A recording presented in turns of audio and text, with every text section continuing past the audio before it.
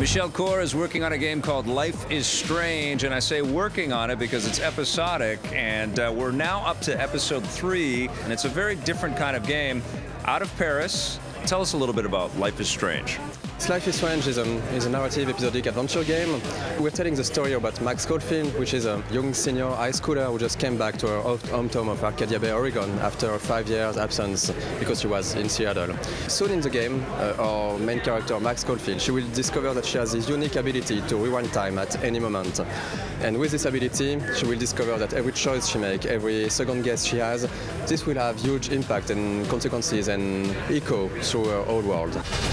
What's the fascination with the Pacific Northwest? Does it feel very evocative? X-Files, Twin Peaks kind Exactly. of? Yeah? Yes, we're French, so we've grown up with a lot of American pop culture, and we're huge fans of Twin Peaks, the X-Files, like you said, and other teenage TV shows like Veronica Mars or Friday Night Lights. And for the Pacific Northwest, I think when we started to create the story, we didn't know exactly where we wanted the game to take place, but we went for a trip in Seattle, and we really fell in love with the ocean on one side, the sea and the mountain on the other side, and we saw that it has this... Spooky.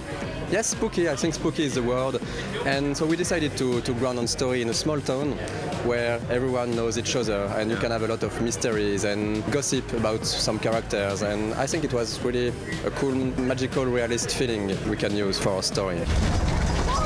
That's really what I'm getting from the game, is that it evokes these feelings, but it doesn't really dip into the supernatural. It's more sort of real and reality-based, and it's very teen angsty as well, right? It feels like it's sort of tied to, like core real-life emotions.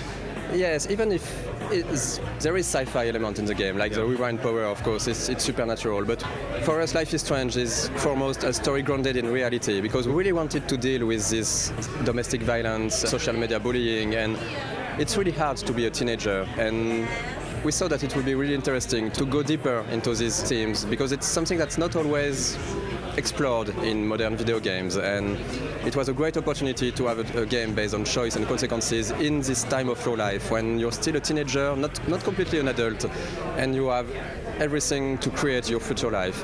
And I think that if we had the ability to change our past, it should be on these years when we could really say, what if I did other studies? What if I had other friends? What if I make other choices? In the teenage age, I think that's the best to have a game about choice and consequences. I'm gonna kill you!